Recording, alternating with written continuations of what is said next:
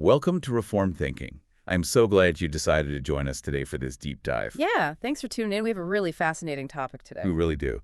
And I want to start by asking you, the listener, a question. How often do you actually think about your nose? I mean, probably never. Right. Unless you have a cold or, it's allergy season and you are just completely miserable and congested. Yeah, that specific piece of cartilage is pretty easy to ignore most days. Exactly. But today we are diving into a massive stack of lexical sources. We have the Theological Dictionary of the Old Testament, the Brown Driver Briggs lexicon, ALIT. The Hebrew and Aramaic lexicon of the Old Testament. Heavy reading. Super heavy. And we are using all of this to explore just a single, seemingly mundane ancient Hebrew word. That word is af. A left A to F. Right, af. And looking at these multi-volume databases, it becomes incredibly clear that this one specific facial feature holds the key to reverse engineering an entire ancient worldview. It really does. It shows how they viewed the human body, how they processed intense internal emotions, and honestly, how they understood the wrath of the Creator. Which is our mission today. We are not just doing some dry grammar lesson here. We are setting out to reconstruct how ancient people mapped out reality just by looking at the anatomy of a single noun. And to do that effectively, we have to start with the raw physical biology. Right. Before we can weigh all the heavy theological and emotional baggage this word carries later in the biblical texts, we have to establish its physical grounding. Where it actually comes from. Exactly. The noun af derives from a much older, broader Semitic root, which is an ap, A-N-P-T. And that root fundamentally refers to the physical action of snorting. Snorting. Okay, so wait, let me make sure I'm following this, because the phonological notes in ALA talk about assimilation. Yes, classic Hebrew phonology. Right, so the shift from ap to af happens because, in ancient Hebrew, when you have a nun and n sound followed immediately by a harder consonant like a peh, the n sound just sort of drops out in everyday speech. Yeah, it drops out, and then the subsequent consonant doubles up to compensate for it. So the original ampu assimilates and becomes apu, or af. Which is not just some isolated Hebrew linguistic quirk. Oh, no, not at all. The lexicons trace this root all across the ancient Near East. It is completely pan-Semitic. Yeah, you see it in Akkadian as apu. And Arabic as an af. Right, and Ugaritic as af. So aside from a few variations in South Semitic dialects where they keep that unassimilated in sound, this word is universally tied to the physical nose across dozens of ancient cultures. Which points to a universal observation about human anatomy, I think. Fundamentally, the nose is the organ of breathing. The primary intake valve. Exactly. It's the portal for the breath of life. And when you look at the creation narrative in Genesis 2, verse 7, the imagery relies so heavily on this basic biological reality. Oh, absolutely. The text describes the man being formed from the dust of the ground. He's just this static, inanimate form of dirt, total lack of life. And the transformation from mere matter to a living soul only happens when the Creator leans down and breathes the breath of life directly into his nostrils, into his af. It's such a profound picture of providence. The nose serves as the absolute threshold between existence and non-existence. Right. We are entirely contingent beings. We rely on that breath. And we see that echoed again in the flood narrative, Genesis 7:22, which categorizes all living terrestrial creatures as those having the, quote, breath of the spirit of life in their nostrils. So in that ancient paradigm, the nose is definitely not an aesthetic feature you contour with makeup. No. It's the ultimate dashboard indicator of whether you are alive or dead.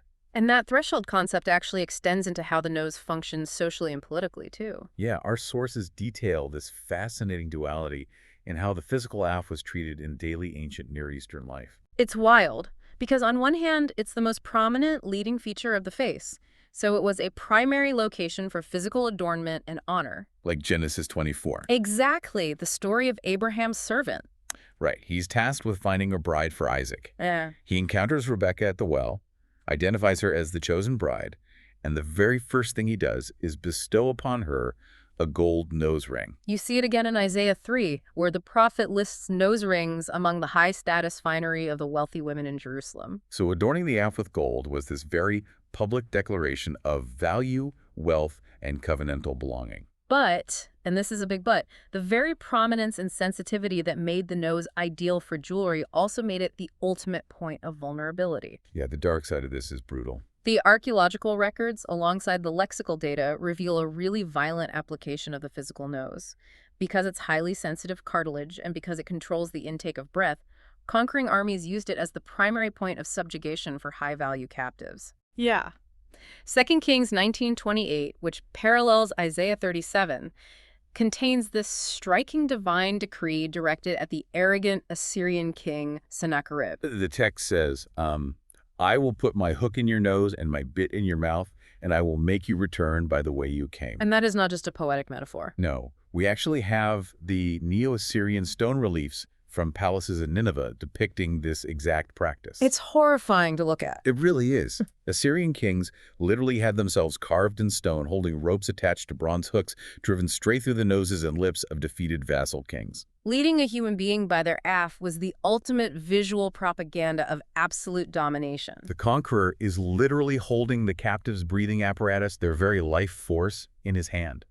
Complete loss of autonomy. And that practice stems directly from animal husbandry, which the biblical writers also talk about, like in Job 40, describing the behemoth and the leviathan. These massive creatures of chaos, maybe hippos or crocodiles. Right.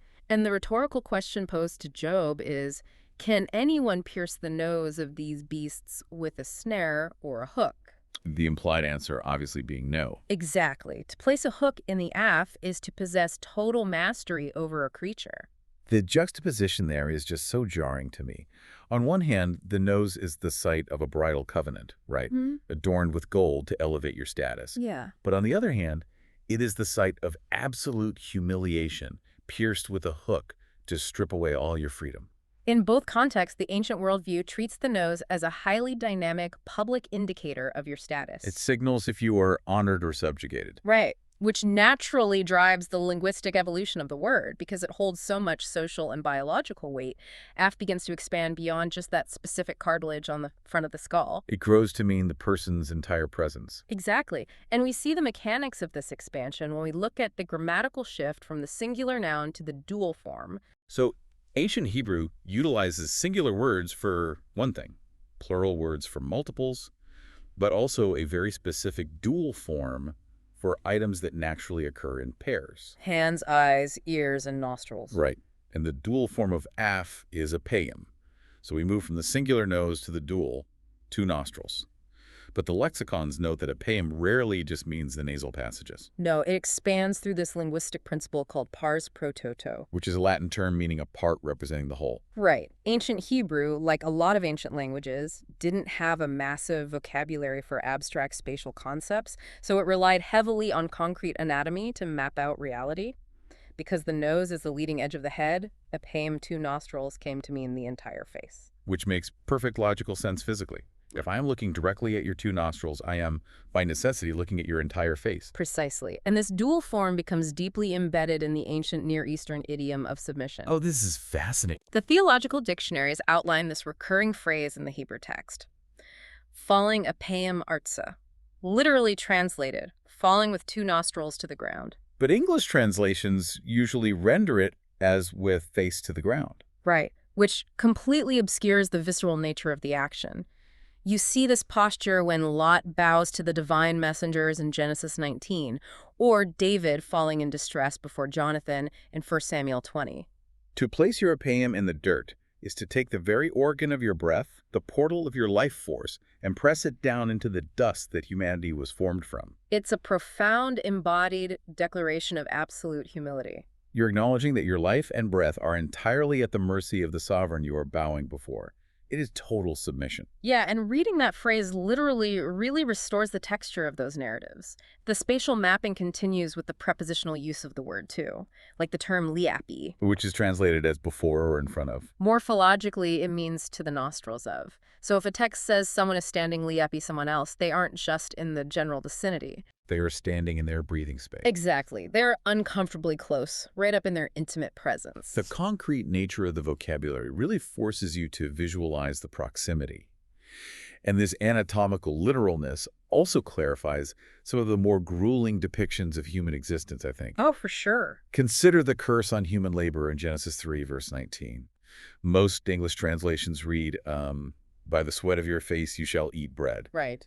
But if you trace the Hebrew phrase appayim, it is technically declaring, by the sweat of your two nostrils you shall eat bread. Which fundamentally changes the mental image. Completely.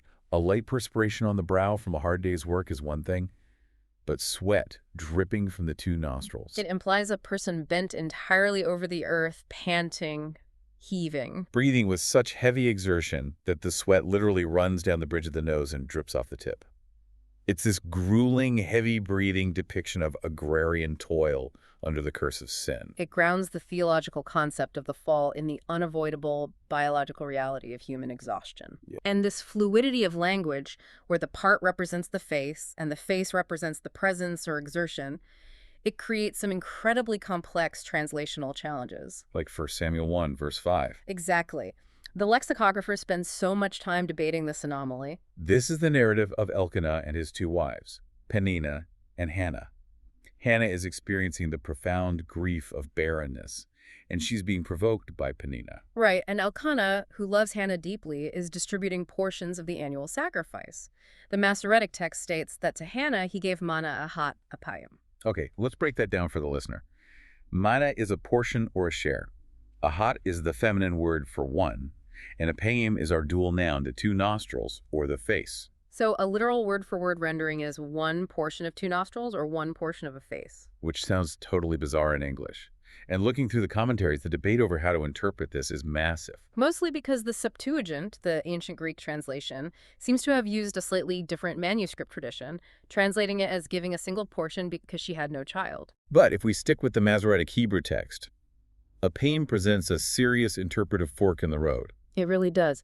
The traditional approach, which a lot of English translations adopt, views appayim through the lens of the face representing the person. So a portion of two faces becomes idiomatically interpreted as a double portion. Right. The logic is Elkanah is showing special favor, giving her twice as much meat to comfort her. But a significant camp of lexicographers points in a totally different direction, driven by how appayim functions emotionally elsewhere in the Bible. Because as we're about to explore, this word is inextricably linked to intense emotional states characterized by heavy breathing. Yes.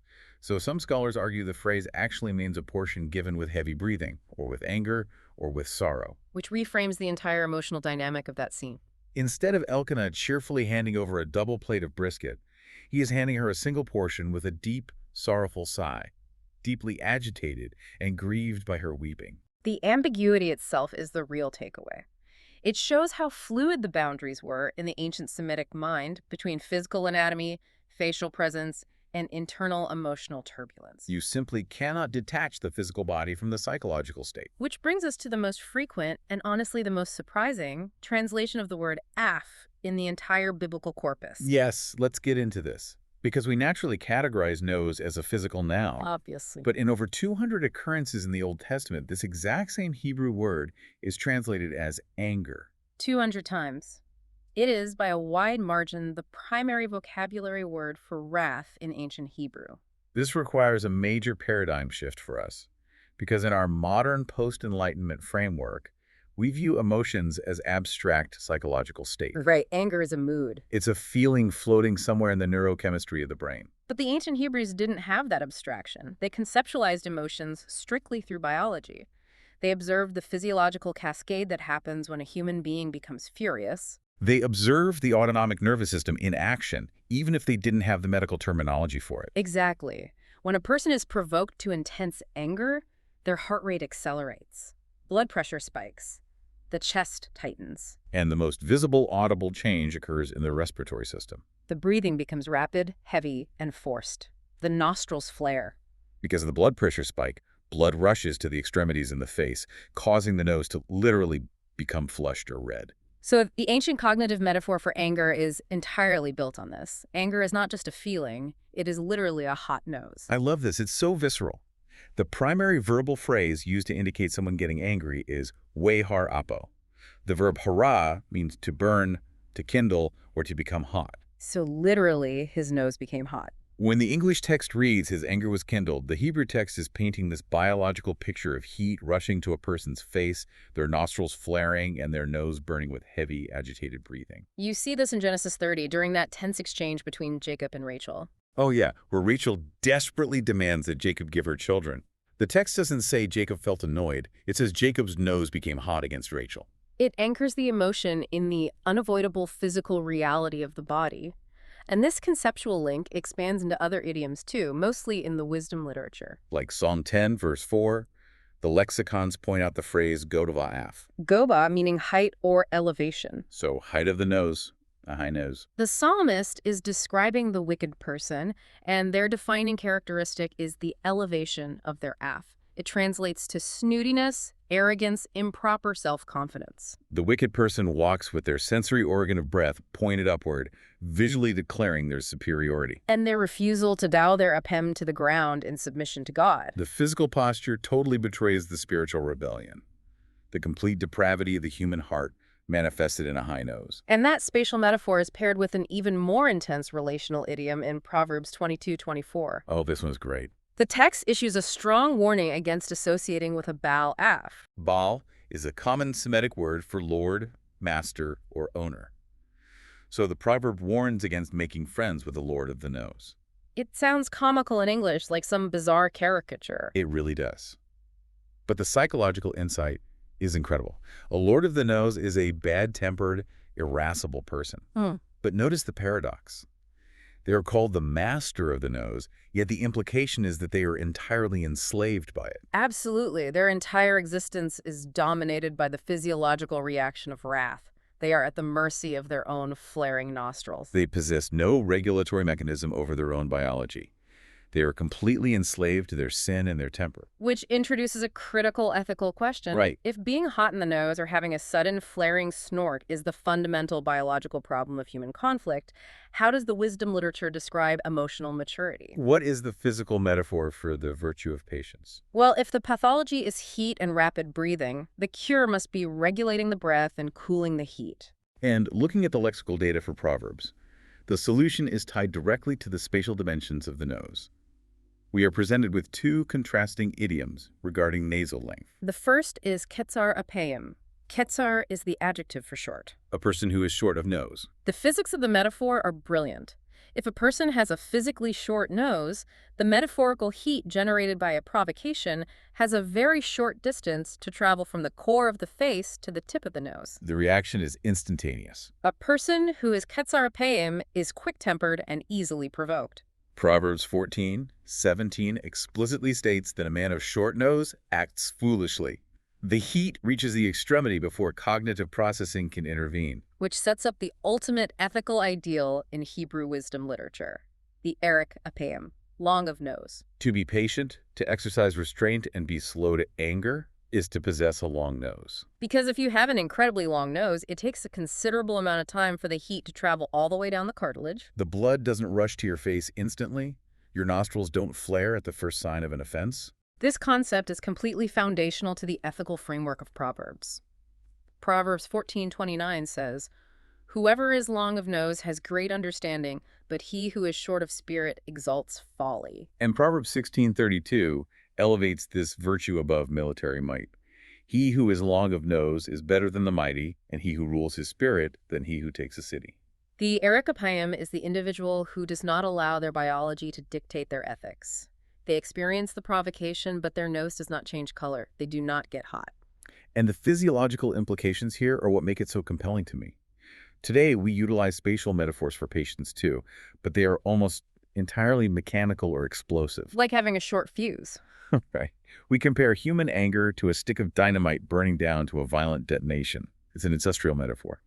But the Hebrew metaphor of the long nose is intimately tied to the biological regulation of the breath. A long nose implies the physical act of taking a long, deep, slow breath before reacting. It requires physiological self-control.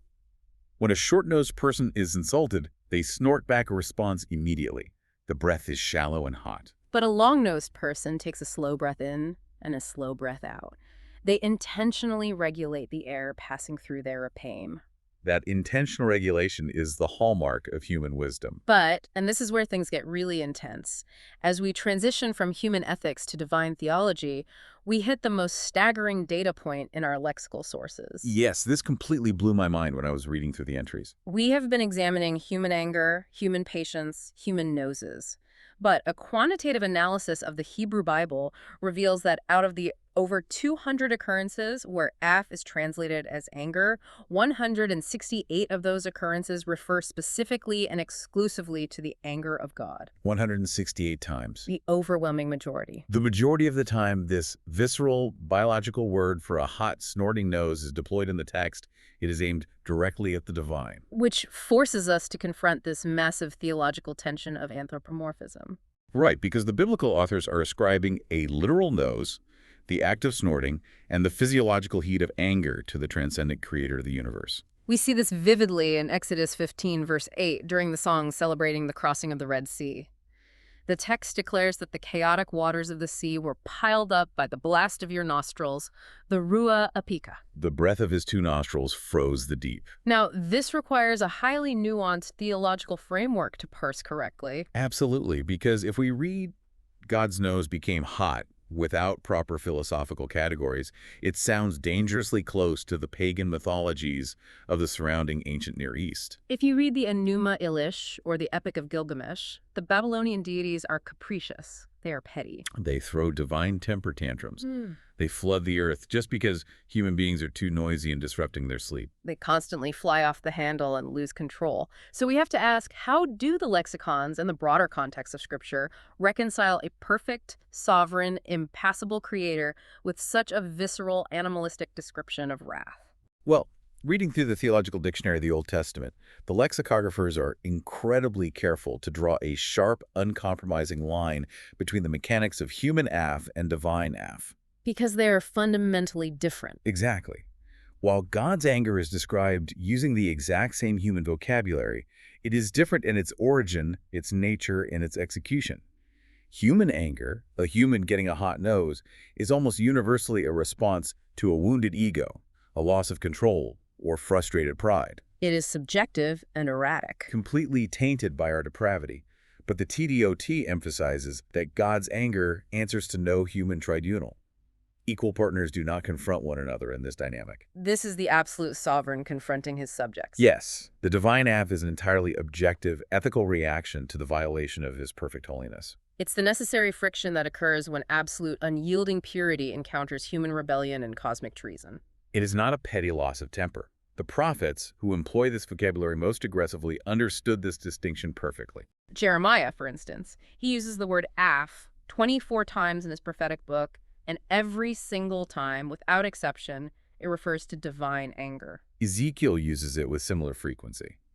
They're utilizing the concept of divine wrath not as a contradiction to God's goodness, but as a necessary correlation to it. The theological paradox here is that a God who does not possess a hot nose towards systemic injustice, toward sin, toward the violation of his law, is a God who is ultimately apathetic. If God just observed the brutality of human history and remained passively detached, he would not be holy, and he would certainly not be good. His justice demands a reaction. Right. And the prophets were tasked with communicating the terrifying reality of God's absolute justice to a finite audience. Human language is inherently limited.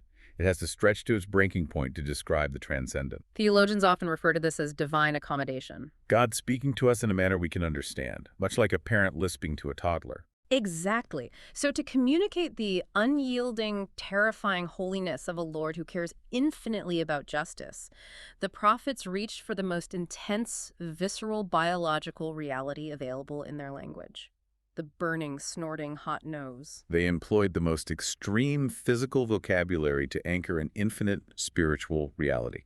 But to fully understand this, we have to look at how God self-identifies in the text, too. Oh, this is the best part. The most famous foundational description of God's character in the entire Hebrew Bible occurs in Exodus 34, verse 6. Moses is hidden in the cleft of the rock, and God passes by, proclaiming his own name and nature.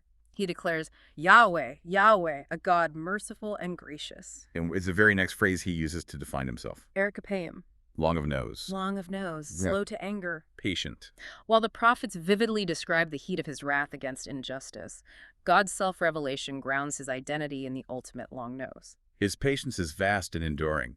He actively allows time for his elect to repent, demonstrating staggering restraint. But the presence of the long nose also guarantees that the heat of his absolute justice will eventually reach the tip.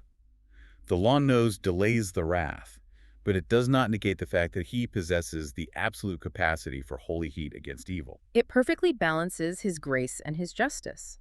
The long nose provides the space for grace, while the capacity for heat ensures that justice is ultimately served. It completely reframes the concept of divine wrath. It removes that terrifying specter of capricious deity losing control and replaces it with the awe-inspiring reality of perfect purity maintaining its integrity against impurity. It's beautiful. Now, moving from the profound heights of theology back down in the granular mechanics of language, our lexical sources point out a fascinating grammatical evolution of the word af. Yeah, this demonstrates just how deeply this physical concept of breath permeated the ancient mind. Because we find this word operating outside the realm of nouns entirely. Right, this is a classic case of grammaticalization. Which is what exactly? It's where a concrete noun evolves over time to serve a purely structural function in a sentence. So the word af frequently functions as a conjunction or a particle indicating accession. Yeah, when translators encounter it in this form, it's rendered into English as words like also, yea more, but even, or how much less. And the most infamous example of this occurs right at the fall, Genesis 3, verse 1. The serpent approaches the woman in the garden and initiates his deception. And in Hebrew, his opening phrase is, Af ki amar Elohim. English translations usually render this as, yea, hath God said, or did God really say? But the very first word out of the serpent's mouth is F. The obvious question being, how does a noun meaning nose morph into a transitional conjunction meaning yea, moreover? Right. How do we get from cartilage to a conjunction? Well, it requires an appreciation for the physicality of ancient communication. The lexicographers propose that the conjunction developed directly from the physical act of breathing during speech. Oh, this is so cool. Imagine a person engaged in a heated debate, building a complex argument. They make their first point, and then, to build momentum for their next, more significant point, they pause. And in that pause, they take a sharp, audible intake of air through their nose. A literal af. They inhale deeply and say, not only this, short breath, but also this. So over centuries of spoken language, the physical breath taken to connect two escalating thoughts simply became the word for the connection itself. The breath literally propels the argument forward. The physical anatomy actually dictates the structure of the grammar. That is just linguistic brilliance. It is. And speaking of the interconnectedness of ancient language, the dictionaries note one final peculiar appearance of the root amp. In the Levitical purity laws. Right. Leviticus 11 and Deuteronomy 14 outline a list of unclean birds that the Israelites are forbidden to eat. And included in this list is the anapha, which most ornithologists and biblical scholars translate as a heron or some similar species of water bird. And the unassimilated root amp is visibly present right there in the name of the bird. Which invites some really fascinating speculation. Yeah, because given that the root means to snort or breathe heavily, why is this specific bird named after the action of the nose? Did this species of heron emit a loud snorting sound? Or was it known for aggressive territorial behavior that the ancients categorized as being angry or hot-nosed? We can't definitively identify the exact species with modern taxonomy, but the nomenclature itself proves the point. Whether they were describing human anatomy, charting the physiological response of anger, conceptualizing the transcendent patience of God, mapping out grammatical transitions, or naming the local wildlife, the ancient Hebrews utilized a deeply integrated, biologically grounded worldview. The abstract was always tethered to the concrete. It was a complete ecosystem of meaning, all anchored by the breath. And analyzing this today forces a mirror up to our own culture, specifically regarding how we manage our own appayim. We live in an era characterized by overwhelming information density and digital immediacy. Our modern communication environment, social media algorithms, 24-hour news cycles, it's practically engineered to provoke a katsar appayim response. A short-nosed reaction. The architecture of the digital space bypasses the long nose entirely and triggers the quick-temper, hot-nosed reaction. We are conditioned to snort our anger into a keyboard the exact second we feel the heat. We have become a society defined by profoundly short noses. The provocation hits, and the response is instantaneous, lacking any intervening regulation of breath or thought. So the practical application of this lexical deep dive is to evaluate our own physiological and spiritual reactions. What does it look like in a culture that rewards outrage to actively cultivate the discipline of the appayim? What does it require to practice the profound ethical self-control of taking that long, deliberate breath before we respond to an offense? If we are called to reflect the character of God, and God's foundational self-revelation is that he is long of nose, how do we mirror that massive, enduring patience in an environment that is so quick to burn? I want to leave you with one final thought to consider as you digest all this material. As we noted earlier, our modern vocabulary for anger relies on mechanical, explosive imagery. We describe people as having a short fuse. Viewing them as a bomb waiting to detonate. Right, inflicting collateral shrapnel damage on everyone in the room. It is a violent, industrial metaphor that implies a certain level of inevitability. Once the fuse is lit, the explosion just cannot be stopped. But the ancient Hebrew metaphor is biological. Anger is a hot nose. It is a disruption, a quickening, and a corruption of the very breath of life that was graciously breathed into humanity in Genesis 2. It changes everything when you see it that way. It really does. If we shift our paradigm, if we stop viewing our own anger as an inevitable mechanical explosion that we just couldn't control, and start viewing it as a corruption of the sacred breath entrusted to us by the Creator, how might that dictate our behavior?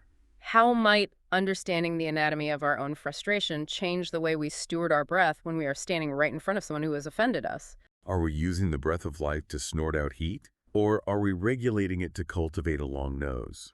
Thank you for taking the time to explore the depths of the text with us today on this deep dive. Keep reading, keep asking questions, and we will catch you next time.